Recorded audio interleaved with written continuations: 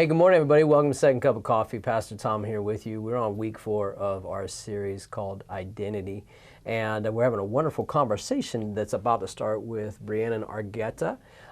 She heads with her husband Josh the high five department at our church, and they have 2 kids. And I asked her, this kind of spawned out of a conversation we were having. I don't even remember where we were, but I was like, hey, do you want to do this? And she's like, sure.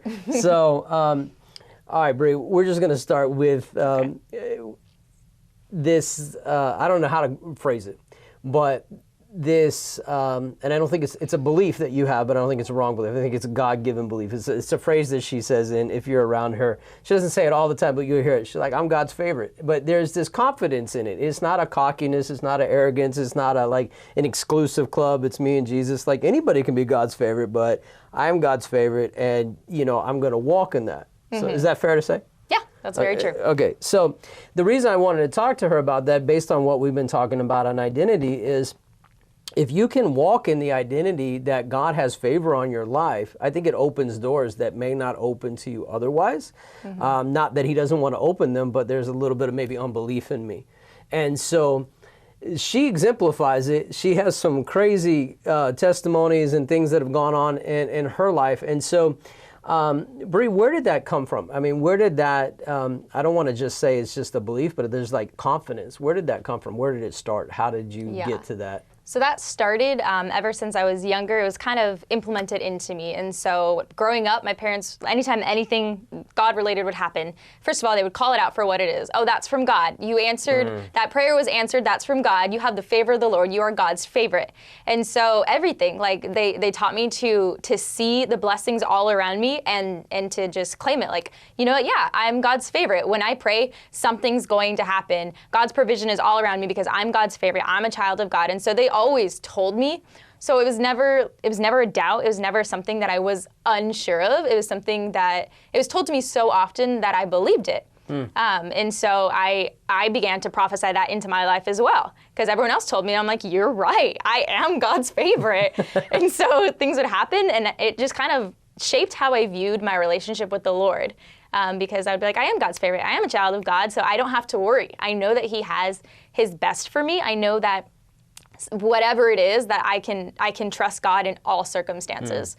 But something I had to learn with that is that being God's favorite, being a child of the Lord, when you pray, it's still his provision when I pray and he says no. That's just as much favor as when he says yes. His no's, his waits, his yeses, they're all part of me being his favorite. He loves me so much that he can tell me no, that he can tell me yes, that he can tell me not right now. And so because I was so grounded on he has the best for me, because I'm his favorite, because I'm his child, I didn't worry as much when I was unsure about circumstances, or when he would close a door, I'd be like, well, he closed that door because he loves me enough to open up a different one, and I just don't understand it yet.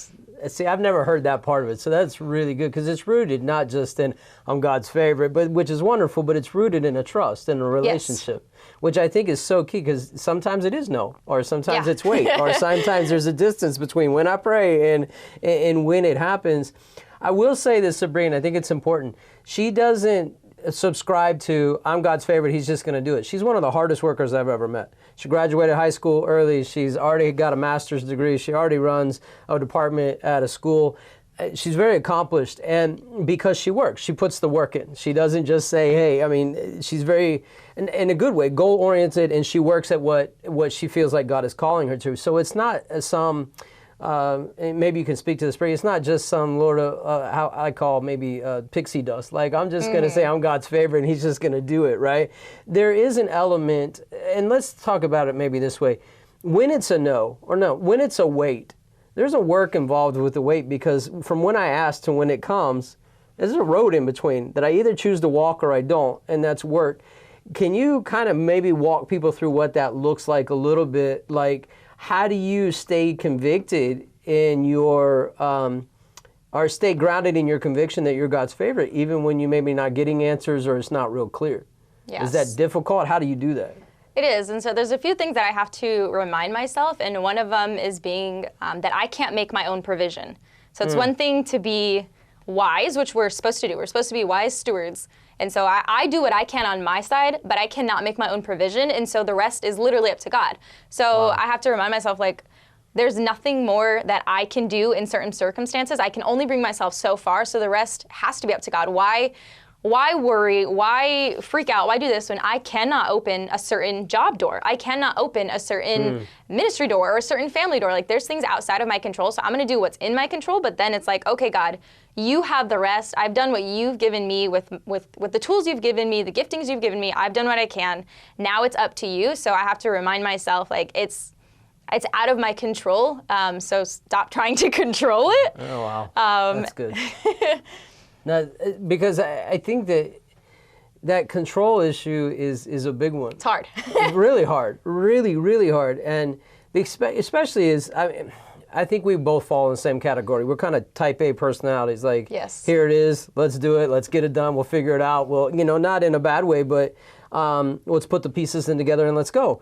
But I think I'm learning something about you, Bri, that I didn't really fully appreciate, but I'm beginning just in this conversation to appreciate your groundedness in who he is to you and who you are to him. It seems like really gives you a peace, like even when things aren't maybe necessarily. Yes. She kind of, at least to me, she kind of comes across as a little bit unflappable. Now, I obviously, I don't see her 24 hours a day, 7 days a week or whatever, but there is I would say a calmness to you, in the sense that I think it comes out of that trust that you have with him. And was that just because of it being ingrained in you in a good way by your parents, or has it grown in other ways? I mean, you're an adult now, you're married, you have 2 kids, you have a life, you have a career, all of those things. Can you talk about how it's grown a little bit after your parents had the influence that they did? Yeah. So again, it's a lot of it has to go with me. It starts with me speaking into my soul, speaking into myself. So when I'm praying, it's like, okay, God, thank you, because I know that you're going to answer this prayer however you make it look. It's not I know you're going to answer this prayer like this, or it's, God, thank you, and I'm trusting you in this situation even though I'm unsure. So it's speaking into those things that are not yet there. But with that, I feel like it's just kind of prophesying into what's to come, even though I don't understand it, even though I'm nervous. But he's never, what I always remind myself, I'm like, yeah, he's never failed me. Like, I'm here. I know it's silly, but I'm like, I've never died before. I've never been this or that. And so I'm like, okay, God, like, you have answered all those other prayers. So when the hard times come, and they do, if I'm able to praise God and to trust him in the good times, then I better be able to praise him and trust him in the bad times. Like, he deserves that. Like, I'm not here just for the good things. That's not what a relationship is. And so I have to remind myself of all the things that he has answered, all the things he has done in my life. And I'm like, okay, if he's never failed me yet, if I've made it from here to here, then I know I'm going to make it from here to here, however that might look like. I don't know if it's going to look like that or the timeline. Right. But again, he's never failed me. I've never had this, that, and that. So I'm like, okay, God, I know that you will take care of me. I don't understand how that looks, but I'm going to trust you.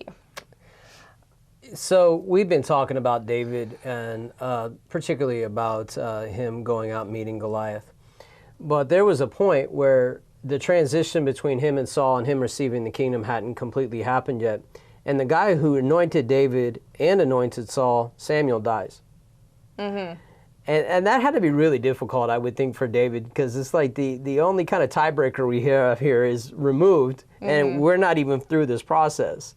And I was just thinking about that while you were talking, because he had to default to, this was not get anointed, leave my dad's table and go to the kingdom. This was like it was a long waiting. Up and down and all, like you said, it was all of this, but I think he, just like you, defaulted to the trust. You've never let me down. You've never failed me. You've never, what you said you would do, you'll do.